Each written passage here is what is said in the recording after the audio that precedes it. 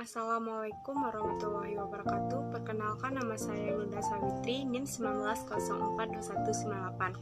Pada kesempatan kali ini, saya bakalan menjelaskan tentang materi pengembangan sumber daya manusia di sektor publik. Langsung saja ke materinya. Materi pertama yaitu paradigma kebutuhan pengembangan sumber daya manusia. Dalam manajemen tradisional ini, pengembangan sumber daya manusia tidak dipandang sebagai aktivitas yang mendorong perusahaan dalam menciptakan nilai dan kesuksesan untuk mencapai keunggulan yang kompetitif. Namun, saat ini pandangan tersebut telah berubah.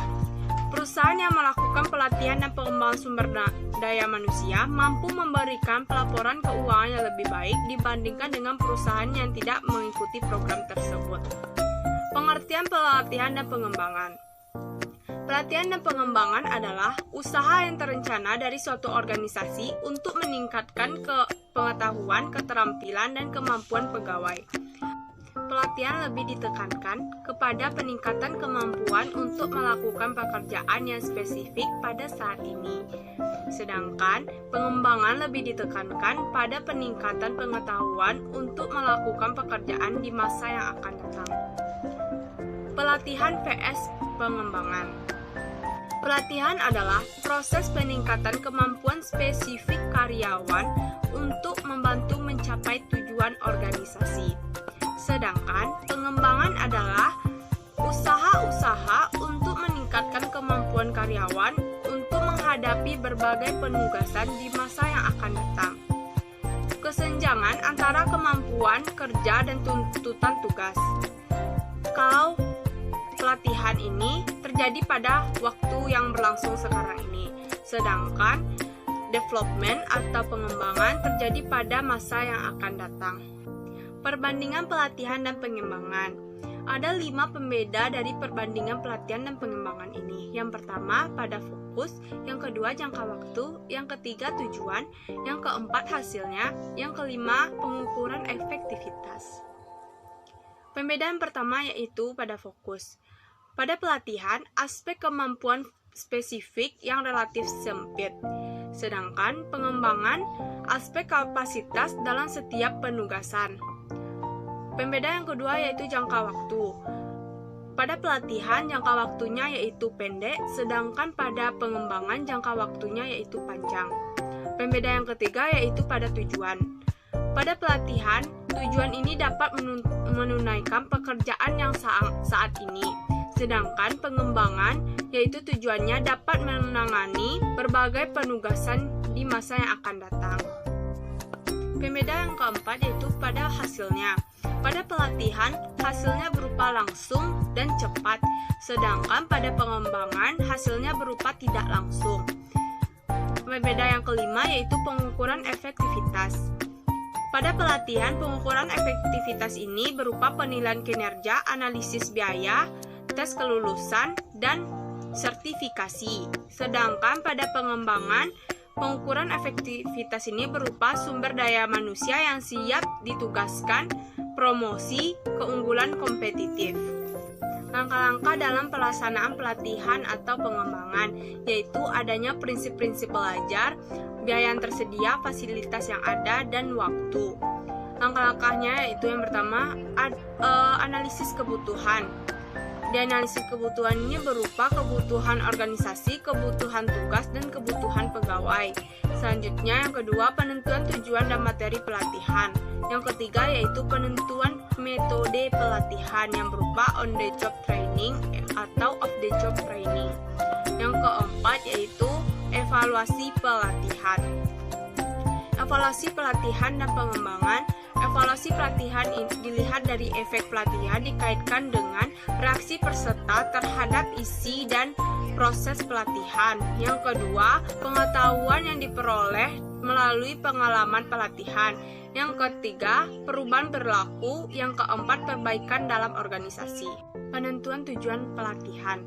Tujuan pelatihan harus dirumuskan secara spesifik. Apakah perubahan perilaku atau perubahan pengetahuan yang ingin dicapai setelah pelatihan dilakukan?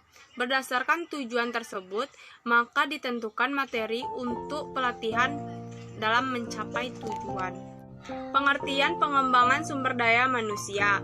Pengembangan sumber daya manusia adalah penyiapan manusia atau karyawan untuk peningkatan kemampuan intelektual yang diperlukan untuk memikul tanggung jawab yang lebih tinggi dalam suatu organisasi atau perusahaan. Sedangkan pengembangan atau development dimaksudkan untuk mengembangkan pengetahuan dan kemampuan pegawai di masa yang akan datang. Tujuan dari pengembangan sumber daya manusia ini yaitu yang pertama produktivitas, dicapainya produktivitas dalam personal dan organisasi. Yang kedua kualitas, yaitu meningkatkan kualitas produk. Yang ketiga perencanaan sumber daya manusia, yaitu berupa melaksanakan perencanaan sumber daya manusia. Yang keempat moral, berupa tanggung jawab dan semangat. Yang kelima yaitu kompensasi, berupa meningkatkan kompensasi secara tidak langsung. Yang keenam yaitu kesehatan dan keamanan, berupa memelihara kesehatan mental dan fisik. Yang ketujuh mencegah menurunnya kemampuan personal. Yang kedelapan meningkatkan individual personal. Manfaat dari pengembangan sumber daya manusia ini yaitu yang pertama meningkatkan kepuasan karyawan, yang kedua pengurangan pemborosan, yang ketiga mengurangi ketidakhadiran pegawai, yang keempat memperbaiki metode dan sistem kerja, yang kelima meningkatkan tingkat penghasilan, yang keenam yaitu mengurangi biaya-biaya lembur dan sebagainya. Pengembangan diri. Pengembangan diri merupakan modal dan motivasi utama bagi karyawan yang memiliki potensi dan keterampilan dan serta kualitas.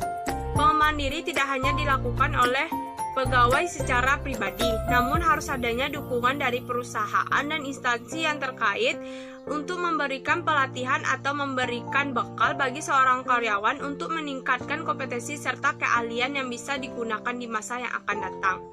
Fungsi pengembangan diri ini yaitu supaya tercapainya pemenuhan kebutuhan akan kompetensi perusahaan di masa yang akan datang.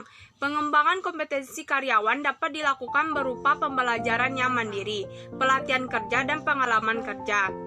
Pengembangan karir. Pengembangan karir adalah suatu proses peningkatan dan penambahan kemampuan seseorang karyawan yang dilakukan secara formal dan berkelanjutan untuk mencapai sasaran dan tujuan karirnya.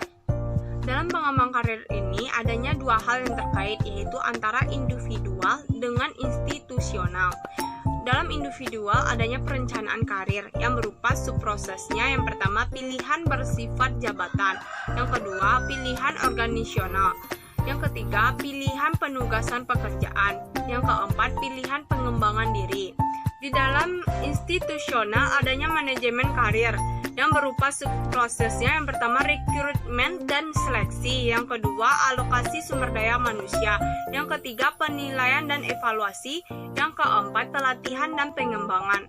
Sekian materi dari saya ucapkan terima kasih. Assalamualaikum warahmatullahi wabarakatuh.